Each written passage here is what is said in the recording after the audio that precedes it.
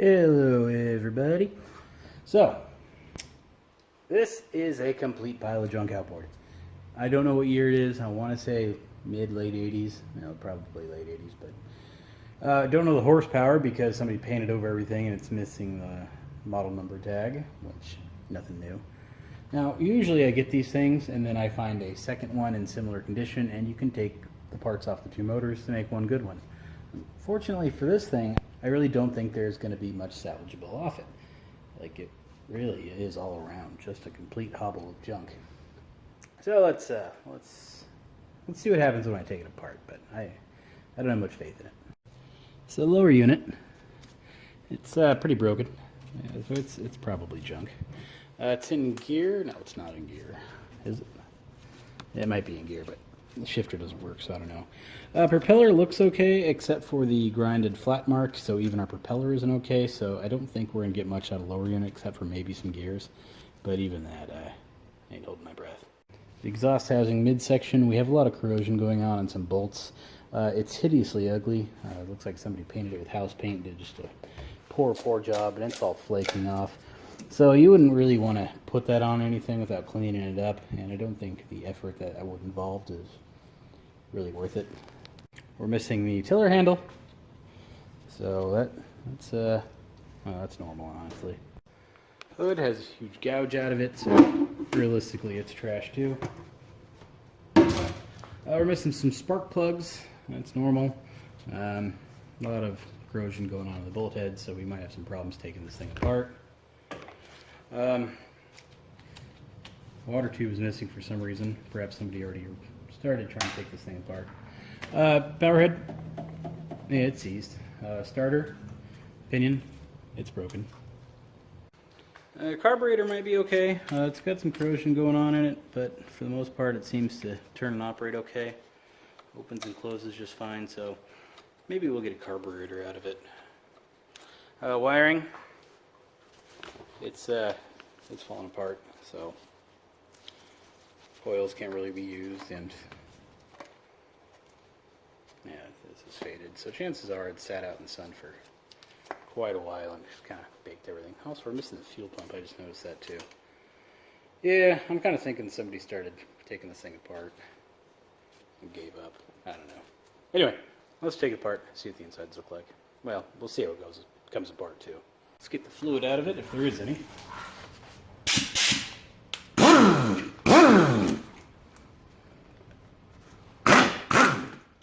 That came right out. That's surprising.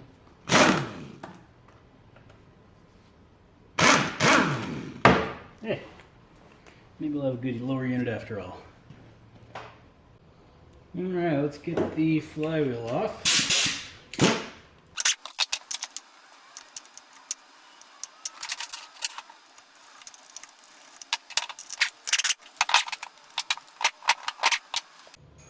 So it's kind of what you would expect under there. It's kind of dirty, not really rusty. We do have some rust in the crank down here, but that's not really that concerning. I'm going to rip off the rest of the ignition system, and then we'll kind of see what's underneath of it.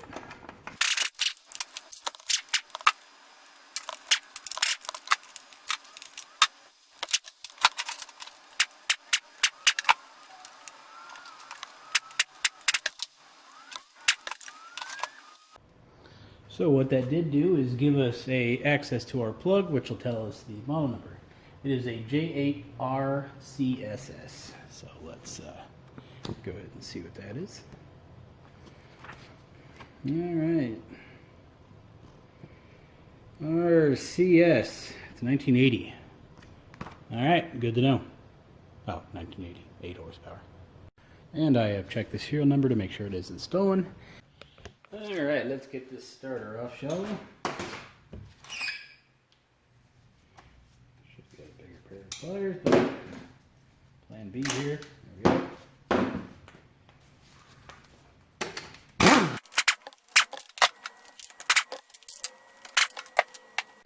Alright, let's get this carburetor off. The knob simply pulls off. And then the choke knob, something tells me the factory didn't use a cotter pin to hold this on, but that's what we got now for whatever reason. Let's rip that off there.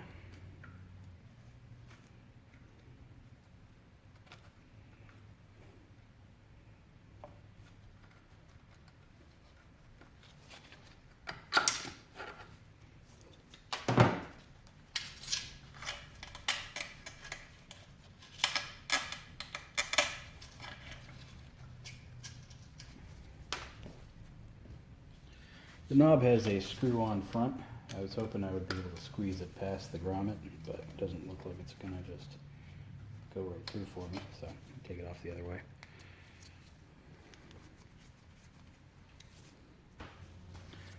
Now we have a little flathead here. We're going to take the roller off to make it a little easier to get to that bottom bolt. There's a little washer behind it, which is a special size. So if you're going to be doing this or watching this video to know how to do yours, you don't want to lose that because you're going to need it to put it back together. That's what I'm talking about. It's a little thicker than most washers.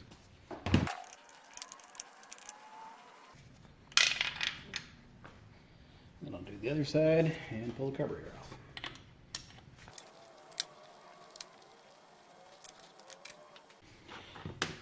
Then I usually put it back together just to make sure I don't lose anything.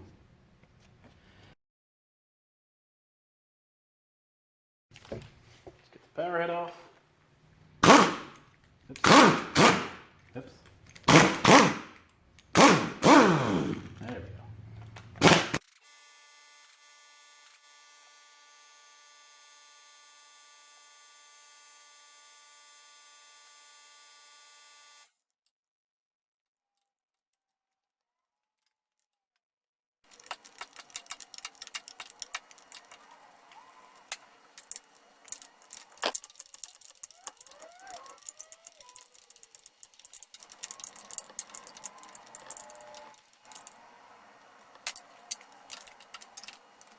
Okay, Powerhead should be nice and unbolted.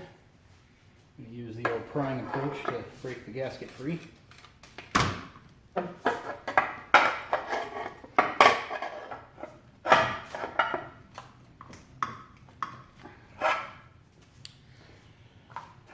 Something might be stuck.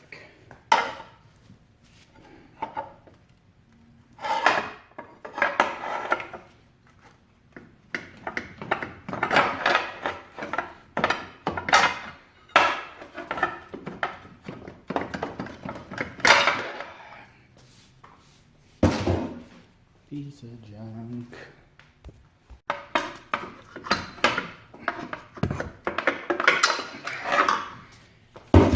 Got it. Now, some people out there are going to complain about what I just did. Using that tire spoon, aka my pry bar, to remove that Powerhead. They're going to say, oh, you don't pry, you're a horrible person, mechanic, worker, whatever you want to call me. You don't know what you're doing. Here's the thing. That was easy. So who cares? Ain't nobody in the world ever going to want this junky, bented, dent-up pan to fix up their outboard.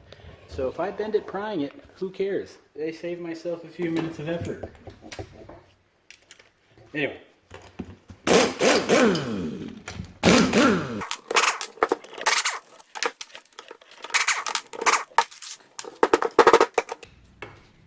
Good. Gasket. I'll show you what I'm going to do with that gasket in a second. So, Powerhead's still seized. It's not the lower unit. Kind of guessed that though. So let's take it apart. Which honestly was the plan the whole time. Anyway.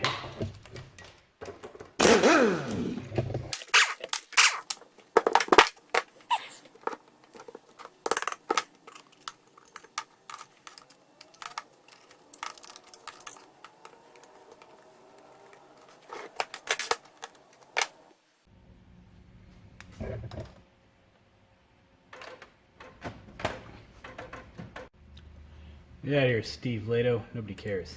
That's what we're after. So that gasket is number 32, which is 319. What am I looking at? 318932. So the reason I just scanned that gasket was because I can use my CNC machine to cut them out in the future. Maybe not with the router attachment, but with something else. So what I've been doing is kind of building myself a database, if you will, of gaskets. Should I need them in the future, I don't have to buy them. You know what I mean?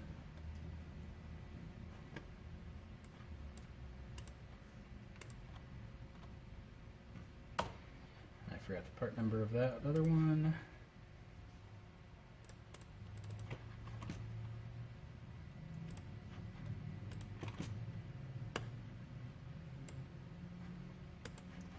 So that's done. So, piece of cake, huh? I'll do that for all the gaskets in there. And eventually I'll have myself a nice little database. Here's what I got so far. Yeah, that's an old 5.5 horsepower. Pretty sweet.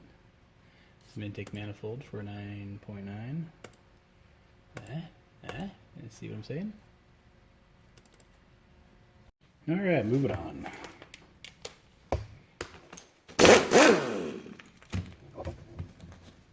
Yeah.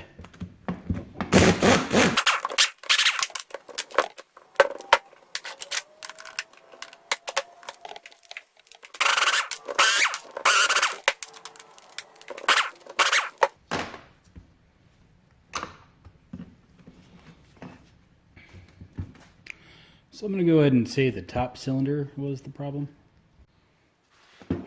Honestly, looks like it's the top and bottom cylinders. Bottom not as bad as the top. I've been having a debate here with myself the last few minutes whether or not I feel like taking this apart anymore. The obvious answer is no, I don't. But I would like to see how bad it is inside. And I mean, you didn't come here to watch me not do something, so let's take it apart.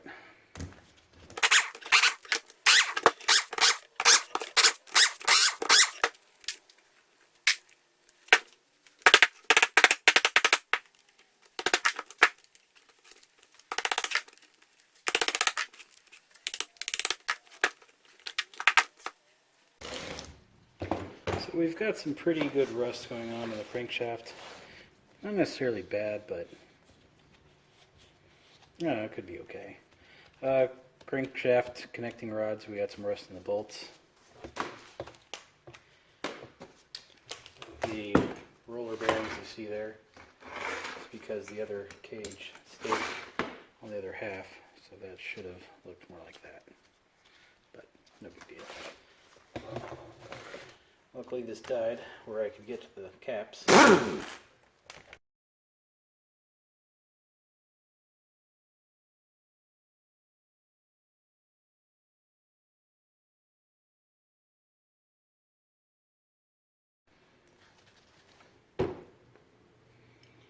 Alright, well, I don't think I'm getting that out of there. It ain't budging.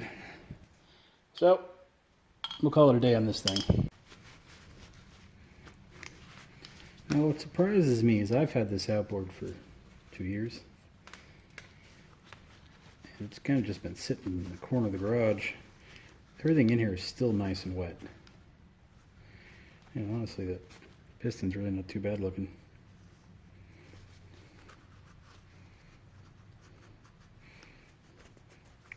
This might fix that other 7.5 horsepower I had that seized up on me.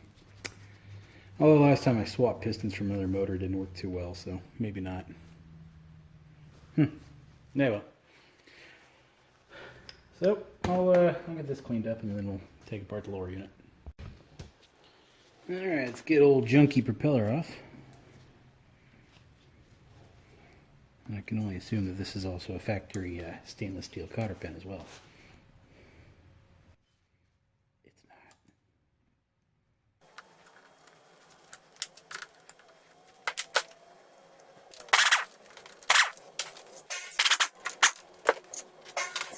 So that actually worked out quite well. It wasn't stuck at all. Got the lower unit, or what's left of it, onto the holding fixture here. There is a O-ring at the top of the drive shaft that we need to get off. Now recently I was talking to a guy online, helping him out with his engine. He watched some of my videos and had some questions. And I don't know, I guess he really found it helpful, and he was nice enough to send me a little pick set. He said this should help with the O-rings I sit there and fight with, and I think he's actually right. So we're going to give it a shot.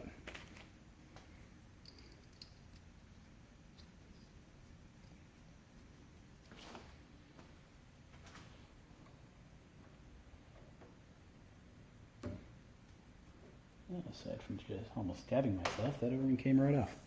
So, not too shabby. So, thank you, Roger.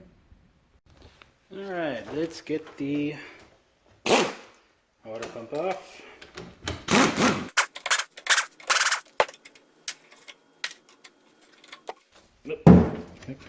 That went fine. A bunch of water just started dripping out, so we had some water in there, but for the most part, drive shaft splines of the Powerhead and down there look okay, so that's good. These drive shafts, they're hard to come by when you need one. Let's just say that.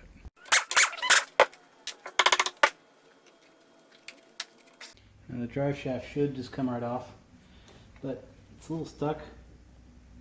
Luckily there's that little snap ring thing there. It'll give us a nice little pry point. There we go. I think the springs below are just holding it in.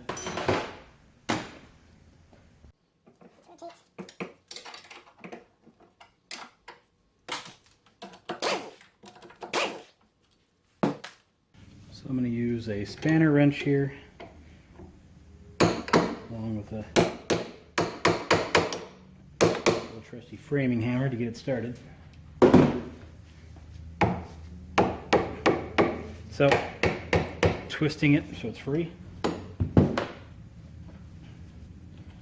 I can get a little prying method here. Maybe not. Let's do a little tap, tap, tap-a-roo.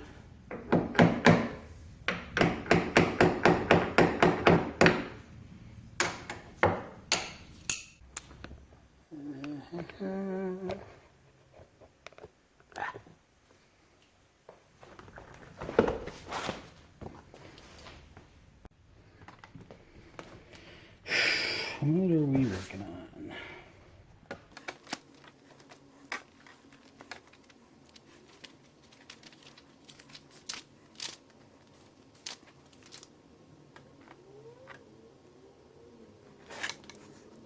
So it says tap gear case head with mallet and wooden dowel to turn it for removal. Already did that.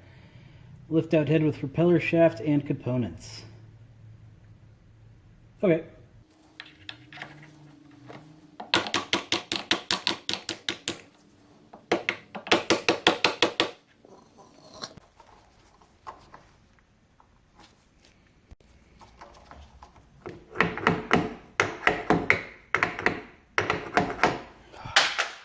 Yeah, that was fun.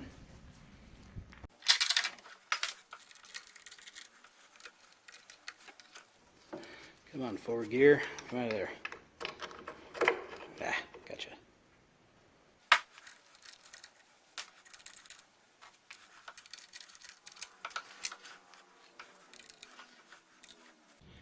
The gears from the thing are actually in pretty good shape, so that'll be handy. Also the drive shaft, shift rod, water tube, all that stuff's pretty good. So I guess this thing wasn't a complete waste of time. It gave some good parts. Come summertime when somebody at the local river here or lake break down, need some parts, these will probably get installed into a motor. So until then, I'll get bagged up and just kind of stored. So everybody, have a good one. See you next time.